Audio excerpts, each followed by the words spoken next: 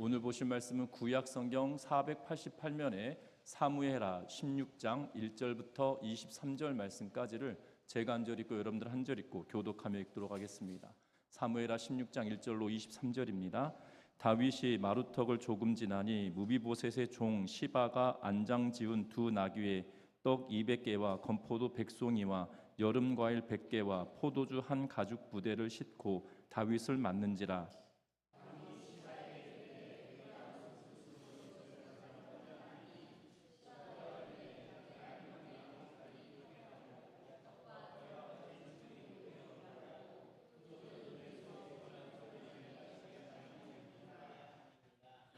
왕이 이르되 내 주인의 아들이 어디 있느냐 하니 시바가 왕께 아뢰되 예루살렘에 있는데 그가 말하기를 이스라엘 족속이 오늘 내 아버지의 나라를 내게 돌리리라 하나이다 하는지라.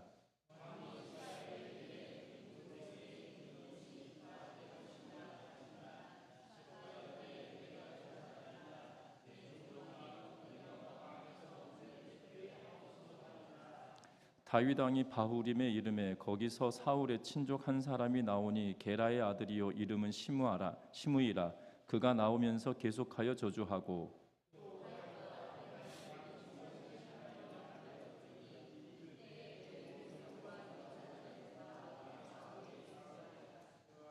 시므이가 저주하는 가운데 이와 같이 말하니라. 피를 흘린 자여 사악한 자여 가거라 가거라.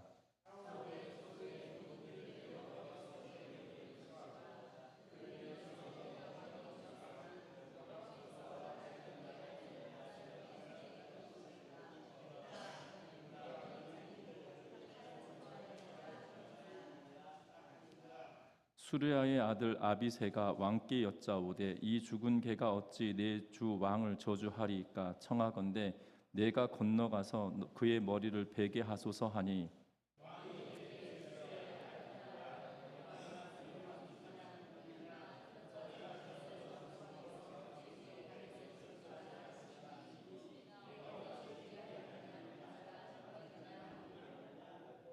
또 다윗이 아비새와 모든 신하들에게 이르되 내 몸에서 난 아들도 내 생명을 해하려 하거든 하물며 이 베냐민 사람이랴 여호와께서 그에게 명령하신 것이니 그가 저주하게 내버려두라.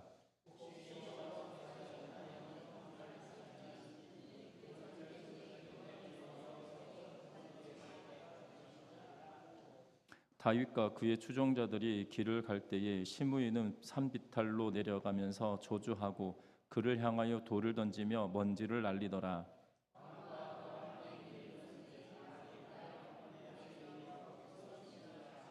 압살롬과 모든 이스라엘 백성들이 예루살렘에 이르고 아히도벨도 그와 함께 이른지라.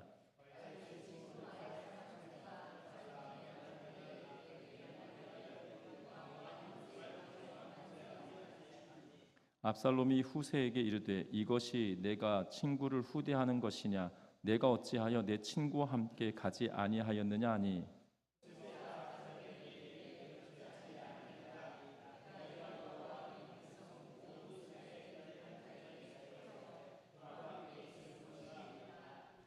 또 내가 이제 누구를 섬기리이까 그의 아들이 아니니까 내가 전에 왕의 아버지를 섬긴 것 같이 왕을 섬기리이다 하니라.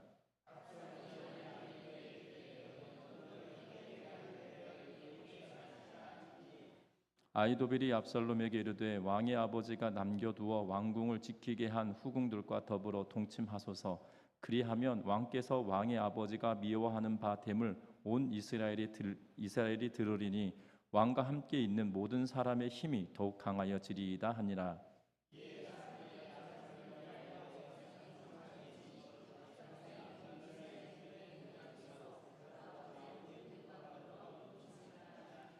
같이 읽습니다. 그때 아히도벨이 베푸는 계략은 사람이 하나님께 물어서 받은 말씀과 같은 것이라. 아히도벨의 모든 계략은 다윗에게나 압살롬에게나 그와 같이 여겨졌더라. 아멘. 우리 서로 인사 나누고 말씀 나눕니다. 사랑하고 축복합니다. 어느 아파트에 갑자기 정전이 되었다고 합니다. 순식간에 온 건물은 캄캄해졌습니다. 그리고 그 어둠 속에서 사람들의 진짜 모습이 드러나기 시작했다고 합니다. 어떤 이웃은 손전등을 들고 나와서 계단을 헤매는 노인을 부축하기도 했고, 반대로 어떤 사람들은 이 어둠을 틈타서 남의 집 문 앞에 있던 택배를 슬쩍 훔쳐가기도 했다고 합니다.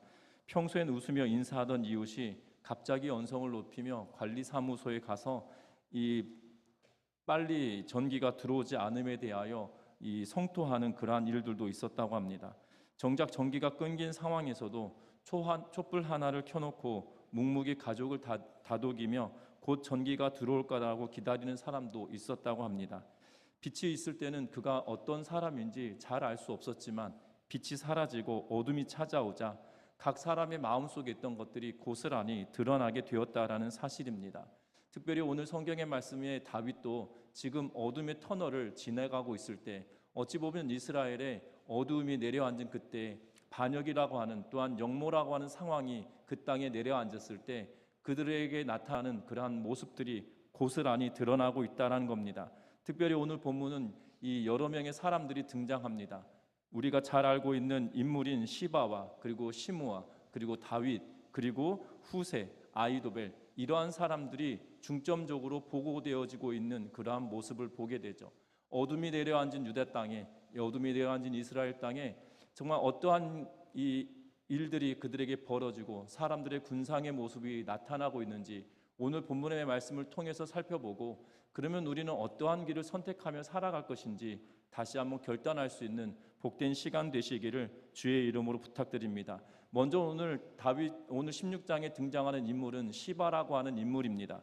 오늘 성경 시바는 1절부터 시작하여서 4절 말씀까지 그의 내용들을 말하고 있는데요. 특별히 시바는 사울의 종이었고, 또한 지금은 사울의 손자, 다시 말하면 요나단의 아들 무비보셋의 종으로 그의 모든 집안의 살림을 처리하는 그러한 인물로 이미 우리가 알고 있습니다. 그런데 지금 다윗이 예루살렘 성을 떠나 도피하고 있을 때 어디서 지금 다윗을 만나게 되냐면, 다윗이 마루턱을 조금 지나니라고 하면서 무비보셋의 종 시바가 그에게 나왔다라고 성경은 이야기합니다. 여러분 1절 말씀을 우리 한번 같이 읽어보겠습니다. 다시 읽습니다. 다윗이 마루턱을 조금 지나니 무비보셋의 종 시바가 안장 지운 두 나귀의 떡 200개와 건포도 100송이와 여름과일 100개와 포도주 한 가죽 부대를 싣고 다윗을 맞으니라. 아멘. 오늘 다윗을 맞이하는데 어떻게 맞이하느냐? 나귀 두 마리에 떡이 200개가 있고 건포도가 100송이가 있고 여름 과일 100개 그리고 포도주 한 가죽 부대를 싣고 다윗을 맞았다라고 말하고 있는 것을 보게 됩니다. 다윗이 예루살렘을 떠날 때 600명의 군사와 더불어 떠났는데요. 그런데 그들을 위해서 나와 있는 양은 어떻게 보면 600명에 비하면 작은 것처럼 보여지지만 어찌 보면 시바의 입장에서는 굉장히 많은 양이겠죠. 떡을 200개 그리고 건포도송이 100개 그리고 여름과일 100개 그리고 포도주 한 가죽 부대다라고 말합니다. 시바를 맞이하고 있는 다윗은 뭐라고 이야기하냐면 너의 주인이 어디 있냐라고 묻고 있는 것을 보게 되죠. 그리고 다윗과 함께 있었던 사람들에게 그것을 먹이우게 하고 있는 것을 봅니다. 그런데 시바가 뭐라고 이야기하냐면 3절 말씀도 같이 읽어봅니다. 3절의 말씀입니다. 왕이 이르되 내 주인의 아들이 어디 있느냐 하시니 시바가 왕께 아뢰되 예루살렘에 있는데 그가 말하기를 이스라엘 족속이 오늘 내 아버지의 나라를 내게 돌리리라 하나이다 하는지라. 아멘. 지금 어떻게 보면 시바가 가지고 오는 양은 굉장히 많은 양입니다. 그런데 그 많은 양이 어디에서부터 났느냐? 시바는 지금 자신의 재산을 가지고 온 것이 아니라 주인의 재산으로부터 그것을 가지고 나왔다라고 여길 수밖에 없는 거죠. 왜냐하면 무비보셋 집안의 살림을 도맡아 하는 사람이고 그것으로 인하여 그가 이익을 취하여 살아가는 그러한 인물이기 때문이라는 겁니다. 그런데 그가 이렇게 많은 양을 가지고 그에게 나왔다라는 것은 지금 주인이었던 무비보셋의 것을 쓰고 있다라고밖에 되어지지 않죠. 그래서 다윗이 묻고 있습니다. 너의 주인은 어디 있느냐라고 묻는 거죠. 왜냐하면 그가 가지고 오는 이 양은 자신의 재산으로 할 수 있는 양이 아니라 주인의 재산으로야 가능한 일이기 때문에 그의 주인을 찾고 있는 것입니다. 그런데 뭐라고 이야기하냐면 내 주인은 예루살렘에 그대로 남아서 뭐라고 이야기하냐면 나의 아버지의 집으로 이스라엘 온 족속이 돌아온다. 다시 말하면 내가 왕위에 오를 거다라는 의도로 지금 말하고 있다라는 사실입니다. 어찌 보면 이 내용을 보면 우리는 그냥 그럴 수도 있겠구나라고 생각할 수 있겠지만 면밀히 살펴본다라면 무비보셋이 예루살렘에 남아 있고 이스라엘 온 족속이 나로 향하여 있다라고 생각하며 온 이스라엘이 나를 왕으로 추대할 것을 기대하고 있는 것처럼, 그래서 오늘 내 아버지의 나라를 나에게 돌리리라 라는 표현을 쓰며 무비보셋이 그곳에 남아있다라고 말하고 있다는 겁니다. 여러분도 그런데 이 반란이 어디로부터 시작됐습니까? 이 반란은 다윗의 아들 압살롬으로부터 시작되었다는 거예요. 다윗은 압니다. 헤브론에서 다윗의 아들 압살롬이 반역을 일으켰고 지금 헤브론에서 예루살렘으로 향하여 오고 있기에 그가 예루살렘 성을 버리고 지금 도피하는 그러한 과정이거든요. 분명한 것은 지금 시바가 자신이 얼만큼의 정보를 취합하고 있는지 가지고 있는지 모르겠지만 지금 다윗이 반란으로 인하여 떠나고 있다는 것을 무비보셋이 자신의 것으로 자신이 왕위에 오를 거라고 착각하고 있는 그러한 모습을 보여주고 있습니다. 다시 말하면 시바가 말하고 있는 것이 뭔가 잘못되었다라고 면밀하게 우리가 문장을 살피더라도 알 수 있는 일인데요. 아들의 반역으로 자신이 도망치고 있는데 시바가 지금 이 일을 이렇게 꾸며서 말하고 있는 것은 지금 시바의 입장에서 보면 고스란히 자신의 유익만을 위하여 이렇게 말하고 있다라는 사실입니다. 어찌 보면 시바는 사울 왕의 종으로 살아간다라면 그의 일생에 더 큰 이 신분 상승은 있을 수 없는 일이기 때문이죠. 왜 그렇습니까? 이스라엘 백성들이 이스라엘의 왕이었던 이 사울 왕은 어찌 보면 다윗과 철천지 원수처럼 보여지죠. 왜냐하면 10여 년 동안 다윗을 죽이겠다라고 끊임없이 쫓아다녔고, 그리고 다윗은 사울 왕을 피하여 도피 생활을 하여 왔던 사람이다라는 사실이에요. 그럼에도 불구하고 요나단과의 약속 때문에 요다난의 아들 무비보셋을 그의 아들들과 그의 상에 함께 식사를 하도록 만들어 주었지만 여전히 그는 사울 가문에 종받게 되지 않는다는 겁니다. 그는 지금 자신의 노선을 다시 바꾸기로 결정하고 자신의 생각을 고스란히 드러내고 있는 모습을 보게 되죠. 그래서 다윗은 그에게 뭐라고 말하냐면 시바에게 이르되 무비보셋에게 있는 것을 다 네 것이다 라고 말하며 그에게 무비보셋의 모든 재산을 그에게 넘겨주고 있는 것을 보게 됩니다. 시바는 이때 굉장히 기쁜 마음으로 왕께 절하고 나아가고 있는 것을 보게 되죠. 이 시바는 철저하게 자신의 생각을 위해서 자신의 유익을 위하여 다윗 왕에게 나아오고 있고, 심지어 자신의 것이 아닌 자신의 주인의 것을 취하여서 하면서도 자신의 것인 양 행동하고 있는 그러한 모습을 보게 된다는 겁니다.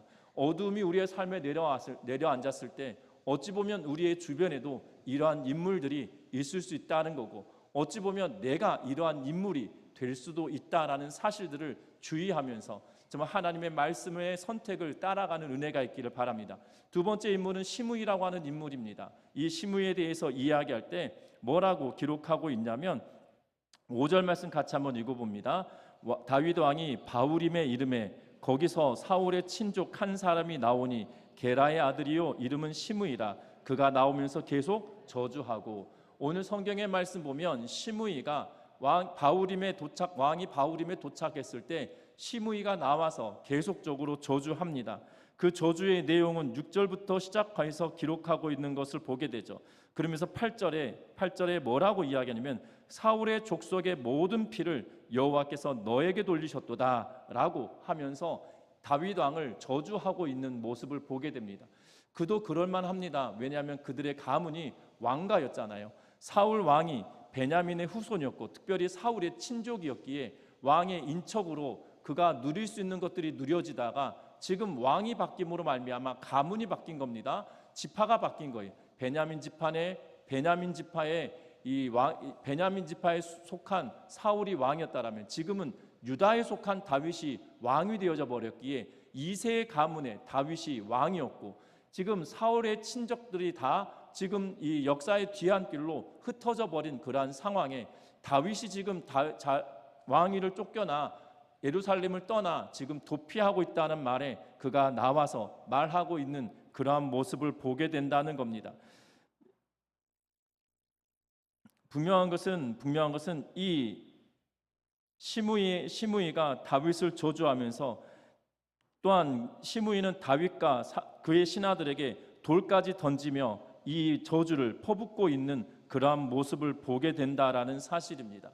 이 시므이 입장에서는 빼앗겼다라고 여겨진, 또한 그들의 지위가 놓쳐져 버렸다라는 이유 때문에 회복될 거라는 기대와 또한 다윗을 저주함으로 그가 유익을 얻을 거다라는 생각에 다윗을 저주하며 나아가고 있는 모습을 보게 된다는 겁니다.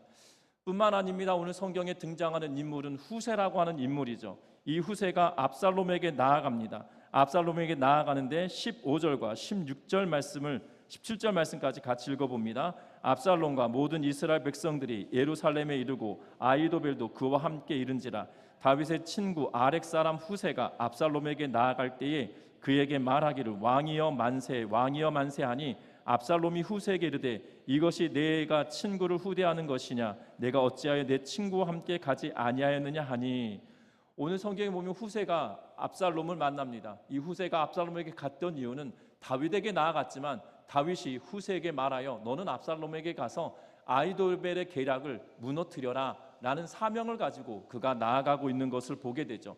특별히 18절 말씀에 보면 후세가 압살롬에게 이르되 그렇지 아니하나이다. 내가 여호와와 이 백성 모든 이스라엘의 택한 자에게 속하여 그와 함께 있을 것이니이다 라고 말하고 있는 것을 보게 되죠. 어찌 보면 지금 이 하나님께서 여호와와 이 백성의 모든 이스라엘의 택한 자라는 표현을 쓰고 있는 것을 보게 됩니다.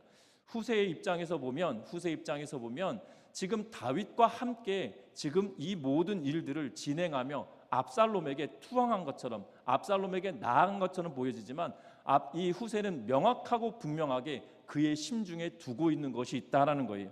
앞에서 읽었던 것처럼 18절 말씀이 그 증거입니다. 다른 것이 아니라 내가 여호와와 이 백성 모든 이스라엘의 택한 자에게 속하여 라고 말하고 있죠. 압살롬의 입장에서 보면 지금 후세가 말하는 그 사람이 나다라고 생각할 수 있겠지만 어찌 보면 후세는 하나님이 택한 자는 다윗이다라고 여기고 있다는 겁니다. 왜냐하면 압살롬은 여호와로 말미암아 기름 부어 왕이 된 자가 아닙니다. 자기 스스로 기름 부어 왕이 된 자이고 하나님께서 기름 부어 왕을 세운 다윗을 밀어내고 있는 그러한 상황이죠. 그런데 그의 노선은 명확하고 분명합니다. 하나님께서 택하신 자, 여호와께서 택하신 자와 내가 함께 있다. 압살롬의 입장에서 보면 앞서도 말씀드린 것처럼 자신일 거라고 추정할 수 있겠지만 후세는 명확하게 여호와께서 택한 자에게 내가 그와 함께한다라고 명확하게 그의 모습을 드러내고 있는 것을 보게 됩니다. 반면에 아히도벨이라고 하는 책략가가 등장하고 있는 것을 보게 되죠. 아히도벨은 그의 계략이 이러합니다. 그의 계략이 얼마나 놀랍고 대단하였는지 23절 말씀 같이 한번 읽어봅니다. 23절 말씀 읽습니다. 그때에 아히도벨이 베푸는 계략은 사람이 하나님께 물어서 받은 말씀과 같은 것이라. 아히도벨의 모든 계략은 다윗에게나 압살롬에게나 그와 같이 여겨졌더라. 아멘. 아히도벨의 책략이 얼마나 대단했는지 여호와 하나님께 그가 묻고 와서 그가 실행하는 것처럼 모든 것들이 이루어지는 그러한 모습을 보고 다윗도 인정하였고 압살롬도 인정하였다는 겁니다. 그런데 오늘 이 아히도벨의 등장은 어떤 모습으로 등장하냐면 아히도벨이 지금 압살롬에게 책략을 주는데 무슨 책략을 주냐면 다윗이 남겨둔 후궁 10명을 데려다가 백주대낮에 사람들이 보는 앞에서 동침하라라는 말을 하고 있는 것을 보게 되죠. 그 이유는 다른 것이 아니라 그리하면 이스라엘 무리 앞에서 아버지의 후궁과 동침하게 된다라면 아버지와 완전히 결별했구나라는 것을 만천하에 드러낼 만한 일이다라고 하며 그가 말하고 있는 그러한 모습을 보게 됩니다. 그런데 분명한 것은 그의 계략 가운데 계책 가운데 잘못된 계책은 다른 것이 아니라 하나님의 말씀으로부터 그가 벗어나 있다라는 사실입니다. 특별히 레위기 20장 11절 말씀은 이렇게 기록합니다. 뭐라고 말씀하냐면 누구든지 그의 아버지의 아내와 동침하는 자는 그의 아버지의 하체를 범하였은즉 둘 다 반드시 죽일지니 그의 피가 자기에게로 돌아가리라 라고 말씀하며 아버지의 부인을 취하는 자는 죽여야 된다라고 이야기하고 있는 것을 보게 됩니다. 아히도벨은 자신의 책략이 맞다라고 여기며 하나님의 말씀과 전혀 상관없는 다른 방식으로, 세상이 인정할 만한 방식으로 그가 계책을 짜고 있고, 그 계책은 감탄할 만하였다라고 지금 말하고 있는 것을 보게 되죠. 어찌 보면 책략은 하나님께로부터 나온 것처럼 여겨지지만 오늘 이 아히도벨의 계략과 아히도벨의 책략은 하나님과 전혀 상관없이 어찌 보면 율법을 거스리며 하나님의 백성이 행해선 되지 않을 일들을 행하게 함으로 그가 더욱더 미궁에 빠지게, 죄악 중에 빠지게 만들고 있는 그러한 모습을 보게 된다는 겁니다. 뿐만 아니라 오늘 성경에 등장하고 있는 다윗이 있습니다. 오늘 성경의 말씀 다윗은 어떻게 등장하고 있냐면 시바를 만나고 시므이를 만나고 난 이후에 시므이가 다윗에게 말하는 저주 때문에 그의 부하들이, 그와 함께했던 장수들이 뭐라고 이야기하냐면 9절 말씀에 이렇게 말합니다. 스루야의 아들 아비새가 왕께 여짜오되 이 죽은 개가 어찌 내 주 왕을 저주하리이까? 청하건대 내가 건너가서 그의 머리를 베게 하소서 하니라고 말하고 있는 것을 봅니다.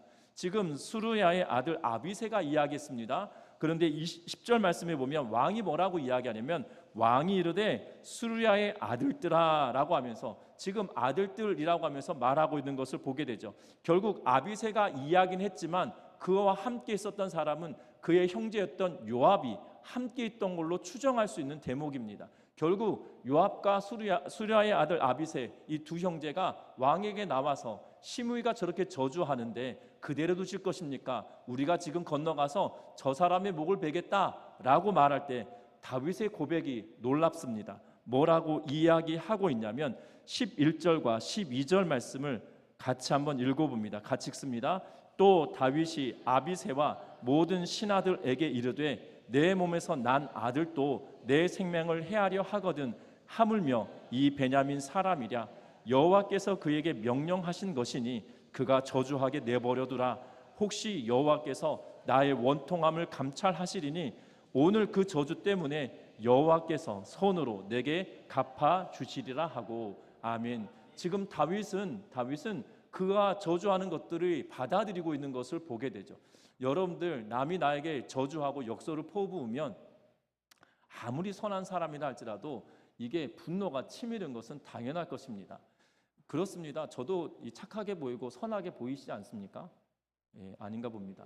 선하게 보이는데 이 분노가 치밀면 똑같습니다. 다윗도 똑같을 것 같아요. 지금 욕설을 하고 막 엄청나게 저주를 퍼붓습니다. 네가 우리 집안에 피를 흘리게 하더니 너 꼬라지 보니까 잘됐다. 너의 그 피가 너에게 돌아가는 거다. 너의 가문이 멸망당할 거다. 막 이럽니다. 여러분들 이 잘못하더라도 싸우더라도 이 가족을 건드리는 것은 용서가 되지 않는 것 아니겠습니까? 지금 시므이가 속되게 표현하면 가족을 건드리면서까지 지금 저주를 퍼붓고 있거든요. 그냥 일반적인 사람이다라면 이 다윗도 그의 목을 베는 것이 당연한 일입니다. 그런데 다윗은 뭐라고 이야기하냐면 하나님이 저 사람의 입을 통하여 나에게 저주하는 거야 라고 말하고 있는 거죠. 하나님의 말이라는 거예요. 더불어 하나님은 나를 감찰하시는 분이시다. 그래서 내가 나의 원통함을 하나님께서 인정하신다라면 하나님께서 나에게 은혜 베풀어 주셔서 이 모든 것들이 선으로 하나님께서 갚아주실 거야. 그래서 너희가 너희의 손에 피를 묻히지 마라고 하며 수르야의 아들들 요압과 아비새를 다독이고 있는 그러한 모습을 보게 됩니다. 쉽지 않은 선택입니다. 그런데 그의 중심에 뭐가 있냐면 하나님의 말이 저의 입술을 통하여 나에게 오는 거야. 그런데 하나님은 나의 원통함을 헤아리시고 선으로 갚아주실 거야. 하나님의 은혜를 구하고 있고 하나님의 도우심을 구하고 있고 전적으로 다윗은 하나님께서 만지시고 회복시켜 주실 그 하나님의 섭리와 은혜를 기대하고 기억하고 있는 모습을 보고 있다는 겁니다. 분명한 것은 오늘 본문의 말씀을 통해서 보면 이 5명의 인물들이 등장하고 있는데 크게 둘로 나누어집니다. 하나는 하나님의 선택하심에 그의 생명을 두고 있고 그의 생각을 두고 있느냐, 아니면 자신의 유익과 하나님과 전혀 상관없는 것에 마음을 두며 하나님을 대적하는 자의 자리에 서 있느냐. 이 둘이 명확하게 나누어지는 것을 보게 되죠. 다윗은 하나님의 자비와 은혜를 구하며 하나님께 탄식하며 나아가고 있는 모습이 있다라면, 후세는 하나님께서 택하신 자와 내가 함께한다라고 하며 여전히 압살롬에게 투항한 것처럼 보여지나 하나님이 택한 자와 나는 함께한다라는 명확한 의지를 가지고 있는 모습을 보게 된다는 겁니다. 반면에 자신의 유익을 위한 시바나, 또한 자신의 가문을 위해 지금 다윗을 저주하고 있는 시므이나, 또한 하나님의 말씀을 거역하면서까지 이것을 행함이 당연하고 이것을 행함이 압살롬으로 하여금 왕위에 오르는 바른 길이다라고 가르치고 있는 아히도벨은 하나님의 말씀과 전혀 상관없는 길을 선택하며 나아가고 있다라는 사실입니다. 어찌 보면 빛 가운데 거할 때, 빛이 우리 가운데 있을 때는 우리는 잘 모릅니다. 그런데 어둠이 내려앉고 어둠이 내린 그때에 정말 사람들의 모습은 전혀 달라지는 모습을 보게 되죠. 우리의 인생 속에서도 마찬가지일 것입니다. 우리가 이 땅의 삶을 살아갈 때 때로는 빛 가운데 거하는 것처럼 평안함이 우리에게 있을 때는 잘 모르다가 우리의 삶 속에 역경과 어려움이 우리에게 닥쳐올 때는 우리는 결국 선택하게 되어진다라는 사실이죠. 그 선택을 할 때 시바나 시므이나 아히도벨과 같이 하나님과 전혀 상관없는 나만의 유익을 위한 것을 선택할 것이냐, 아니면 다윗과 후세와 같이 하나님께서 택하시고 또한 하나님께서 나에게 원하시는 대로 내가 살아냄으로 말미암아 하나님의 은혜와 도우심을 구할 것이냐, 여기에 차이가 있다라는 사실이죠. 때로는 우리의 주변에 시므이나 또한 시바나 아히도벨과 같은 사람들이 등장할 때 다윗과 후세와 같은 결단을 하며 살아가는 은혜가 있기를 주의 이름으로 부탁드립니다. 혹여 우리의 삶 속에 어둠이 내려앉았을 때 내가 시바나 시므이나 아히도벨과 같은 선택을 하지 않도록 날마다 깨어 겸손히 하나님과 깊은 교제를 나누며 살아내는 믿음의 백성의 삶이 되시기를 주의 이름으로 부탁드립니다. 이것이 참 힘듭니다. 왜냐하면 어둠이 내려앉았을 때 우리의 마음속에 우리의 본성이 올라오는 거거든요. 우리의 어둠이 우리 안에 내려왔을 때 우리의 본성이 올라오기 시작합니다. 그리고 내 편한 것을 선택하도록 끊임없이 우리의 감정에 악한 영들이, 사단이 공격하며 우리를 넘어뜨리려 할 때가 참으로 많다는 거예요. 그러할 때 하나님과 교제를 나누고 거룩한 습관에 따라 우리가 선택하며 나아갈 때 하나님은 우리에게 바른 길을 선택하도록 힘주시고 능력 주시는 분이시라는 사실을 기억하면서 저와 여러분들이 다윗과 후세의 길을 선택하며 살아내는 우리 전미중앙교회 모든 성도님들의 삶이 되시기를 주의 이름으로 부탁드립니다. 말씀을 맺으려고 합니다. 왕권을 잃은 다윗 앞에 끝까지 충성한 자와 그를 버리고 그를 저주하는 자와 나누어지고 있는 것을 보게 됩니다. 권력이 있을 때와 없을 때 그를 향한 충성이 달라지고 있는 그러한 모습을 보게 되죠. 분명한 것은 다윗은 권력을 잃었지만 하나님을 잃지 않겠다라는 마음으로 하나님께 나아가고 있는 것을 보게 됩니다. 그리고 권력을 잃었을 때 참된 왕이신 그 하나님께 겸비하며 나아가며 그의 도우심을 구하고 그의 은혜를 구하며 나아가고 있다라는 사실이죠. 또한 하나님의 말씀을 쫓아 하나님이 택한 자와 내가 함께하고 있다라는 결단을 하고 있는 후세의 모습에 저와 여러분들의 모습을 내어 맡기며 그들과 함께 그 길을 걸어내는 믿음의 백성의 삶이 되시기를 주의 이름으로 부탁드립니다. 오늘 아침에 주일학교 학생들에게 이 룻기에 관한 이야기를 같이 말씀을 나누었습니다. 여러분들 잘 살펴보면 룻이 그의 어머니 나오미와 함께 가나안 땅을 향하여 베들레헴을 향하여 가는 것이 온당하지 않거든요. 여러분들 지금 베들레헴에서 먹을 것이 없어서 그의 남편과 그의 두 아들을 데리고 지금 모압 땅으로 건너갔습니다. 모압 땅으로 건너가서 두 아들을 장가 보내고, 그런데 남편이 죽고 두 아들이 죽어요. 그리고 이 두 며느리와 더불어 세 가부가 지금 살아가다가 베들레헴 땅, 그의 고향 땅에 먹을 것을 하나님께서 주셨다라는 소문을 듣고 고향 땅으로 향하여 나아갈 때 그의 며느리 중 하나 오르바에게 먼저 말합니다. 너는 아버지 집으로 가라. 너 젊으니 새롭게 출발해라 라고 이야기합니다. 이 오르바도 그의 어머니 나오미를 잘 섬기다가 어머니의 권유에 아버지 집으로 돌아가고 고향 땅을 떠나죠. 그리고 룻에게도 똑같이 말합니다. 너 아직 젊으니 너 아버지 집에 돌아가서 다시 새롭게 시작해라 라고 하며 권유합니다. 그때 룻이 말합니다. 어머니의 하나님이 나의 하나님이고 내가 어머니를 떠나서 내가 죽는다라면, 어머니가 죽을 때까지 함께하지 않는다라면 하나님이 나에게 징계하실 것입니다라고 말합니다. 여러분들 잘 생각해 보십시오. 룻의 입장에서 본다라면 나오미를 따라가는 것이 아니라 오르바처럼 그곳에 남아 있는 것이 가장 인간적이고 합리적인 거예요. 상식적인 것입니다.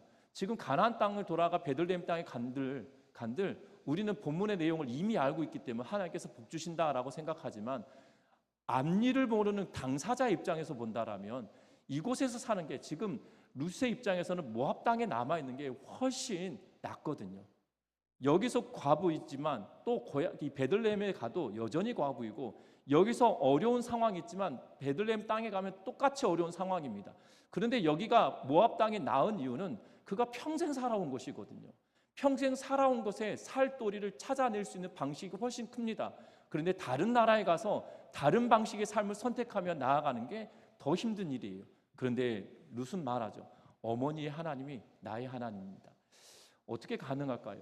나오미의 하나님이 그의 하나님이 가능합니까? 나오미의 하나님은 남편 죽이신 하나님, 그리고 그의 시아버지를 죽이신 하나님, 자신들을 한순간에 몰락하게 만든 하나님이 나오미의 하나님이에요. 그런데 그 하나님을 붙들고 나아갑니다. 어찌 보면 후세도 마찬가지겠죠. 저와 여러분들의 신앙은 어떠한 신앙입니까? 오르바처럼 살아가는 게 당연한 것이 세상의 이치예요.